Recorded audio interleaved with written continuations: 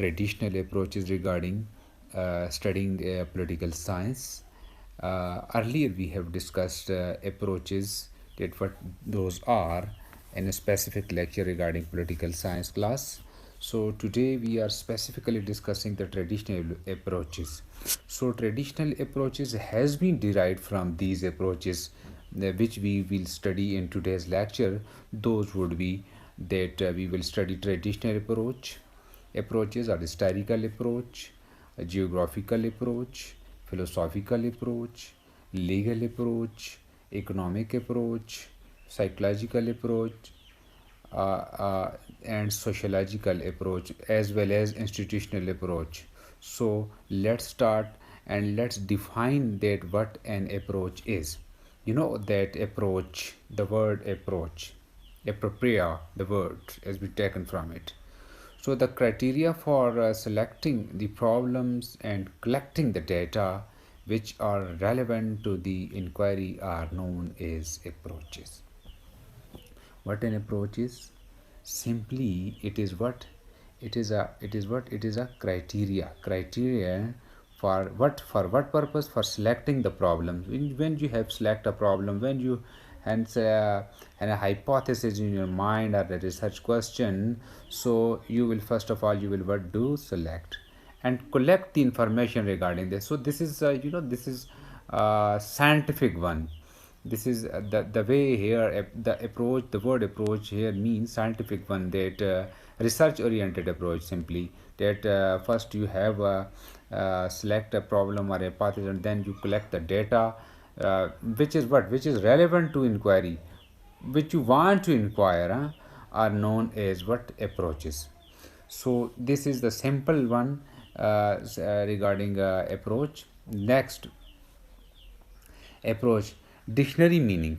Dictionary says that an approach is is the act of drawing near an object from a given point or direction. So to make visible something which you want to know, and to adopt, what you do, you or we can say that it is a criteria for our perspective adopted by political scientists normally while studying political phenomenon. So for what? So you want to know, you want to explain the political process or the political phenomena or the political events, etc. For that, I have written in this bullet that to explain political events or process by including or excluding such data and questions which are not relevant to his perspective or standard. So the point or the area which you want to study, you focused on that study. You draw the you draw your attention on that. So you draw near that object from the given informations to your point of study. Point of study here means that for the analysis purposes of all those political events and the processes. So therefore, it is necessary to include in the study only the such problems or the questions or the data which are relevant to the criteria of the study. So there are certain many other approaches regarding. So well, let's start from historical approach. All these approaches are we can say the approaches are of different kinds, like which I have mentioned their names in the very first slide, that those are the traditional approaches, various distinctions in many areas. So traditional approach derived from the academic discipline like history, economics, law, sociology, which I have counted you in the very first. So let's start from historical approach. History. So this is what, this is an oldest approach. As oldest, I have written the three different ages or the era for the use of this important approach to draw conclusion. The first, in ancient era, the Greeks, especially the Aristotle, they used it in the ancient time, and then Ibn Khaldun like people used it in Middle Ages, and Machiavelli and Montesquieu like people, they used it in modern times. So this is the importance of the or the use of this important method, sorry, approach to study political institutions or problems So what they focus, it is a, so we know that it is a descriptive approach. They describe the historical origins and the evolutions of the various political institutions and the problems, such as the origins of the state and the development of the suppose parliamentary or the cabinet system, etc., etc. They discussed what they discussed, all the institutions, states, or the cabinets. So you can write in their names. So they highlight with the help of the historical documents. Normally, the researchers in this field, they do this. So evolution of institutions explained. So they explained how the institution like a state has been developed, evolved. The cabinet, the cabinet system or the parliamentary system or any of the institution evolved. Like suppose, for instance, we can say that how the parliamentary or the cabinet system evolved in England. So the growth of the political theory is another interesting problem here.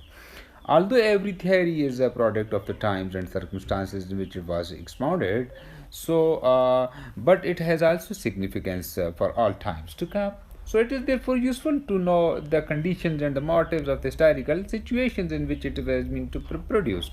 So we cannot ignore from its importance to know the historical situation, to know the historical situation. This is important.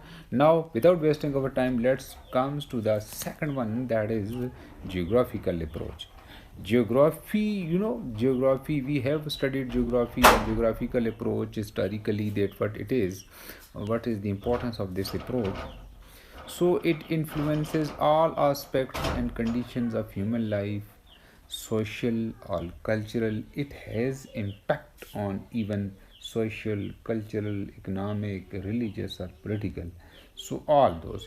Now in the next line, we know that human beliefs, human customs, human clothing, human shelter, architecture, agriculture, industry, and all other aspects of life are influenced by what?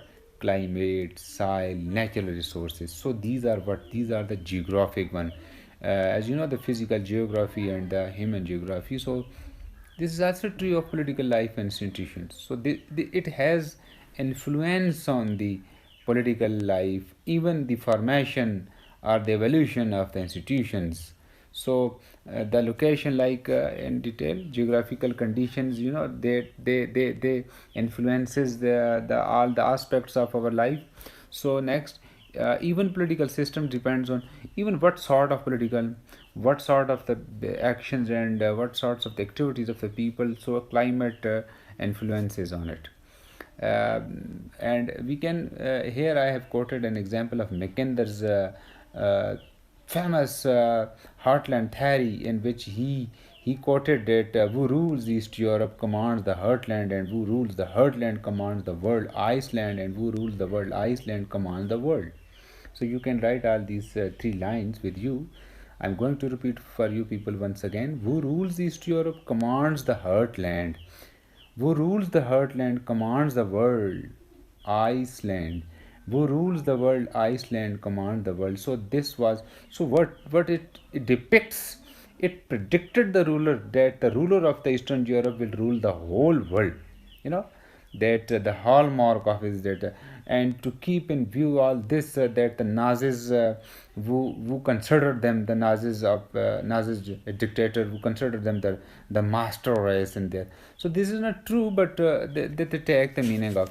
So in a nutshell, we can say that geographical factors, influences of geographical conditions on the, even here in the last bullet, very very important discussion, that this is called geopolitics. What geopolitics means here, or where elsewhere, that influence of geographical conditions on the foreign policy of the state. So it has an impact on the political, or the relations, or the power politics of a state in the in international arena. So let not discuss all these things detail here. So the topic is that we would like to discuss the traditional approach. Next one is philosophical one. As you know that philosophical approach in all the areas is very very important. So we can know that We can understand by this that philosophical approach is another. It was applied by Greeks like Greeks philosopher Plato and Aristotle at that time. And similarly, Al-Farabi and Ibn Sina and Ibn Rushd in the Middle Ages, and Kant and Hegel and Green and Buskanit and Allama Iqbal in the modern time. I have written these for you people here. Medieval Al-Farabi, Ibn Sina, and modern like these, and so these based on the idea. So here, based on the ideas of philosophers, what the philosophers are of the view at that time about any of the event, or discuss the good life and the bad life or the ideal life, ideal life, utopian life like Plato, and real life like many of the. So philosophical approach is what it is. It sporters have like ideas, values, and doctrines. It provides base for any best type of political institution, so they have highlighted it. So we can say that political philosophical approach is an important one, because in this approach, this is that this is a normative approach in political science, and the theories and the doctrines of the great philosophers are of the immense important in all the times. So even we cannot ignore their importance in the present time, the philosophical or normative approaches. So nowadays, in the with the advancement of science and technology or the behavioral approach, this debate has been seriously questioned. So it has certain criticism. Let not discuss all these. Philosophical approach. After that, legal approach. This is another important traditional approach in the studying of to study political science. It is the study of legal and constitutional institutions of the state. So what it began with the study of Roman law at the end of the Middle Ages in the Europe. Its most important contribution are the concept of the what state, the theory of sovereignty, and during the early modern times. So later on, it contributed to the rise of the constitutionalism as an essential basis of the state. Here, the rise of constitutionalism. So it also added to the so it gave important step towards international to boost, to make the progress or any move further advancement or improvement in international law, gave a base to it. So suppose Germany basis of the theory of the state based on this legal approach. So dominant, it is a dominant political thought that normally nowadays almost all the states, all the political thoughts have been dominated since long time now. Political science nothing more than the study of the state and the government, law, and administration and international law. So it is more legal and institutional one, and it made political science a real and a legal science. So this is the contribution of legal. Economic approach. By its name, we can understand that economic conditions, that economic conditions influences on political activities, etc. So without it, food, shelter, and food, shelter, and the third one I am forgetting here. Those are very very important for the conditions, or the for the living of any of the or activities, or the relations, or the conditions, as has been it has been means focused by many of the political thinkers since time immemorial, that political events and all those the it is no, that it's the cause of all those political events and cause revolutions in any of the area like in the states. So its effects are uh, immense one. It brings revolution, I have written. It political troubles and disputes, economic interests.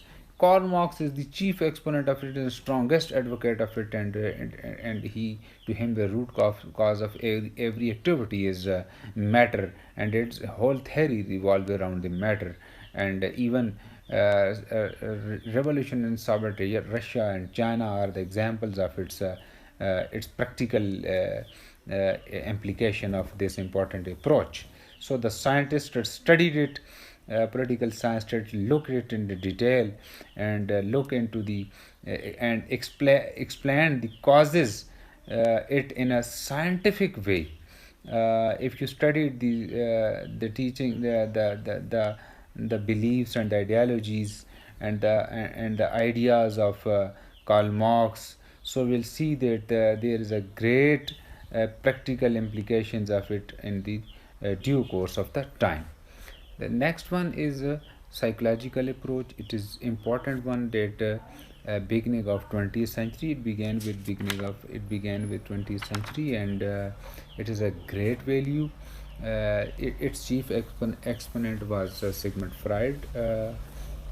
It's a Freud theory of psychoanalysis, and Graham Wallace, 1908, with political science gave it a new cult, and it's the use of quantitative method in the study of political science. You have already studied psychological happenings or psychology in the study, but here you will relate it in political science. So it is fully developed by behavioral sciences, in which we will study in the later.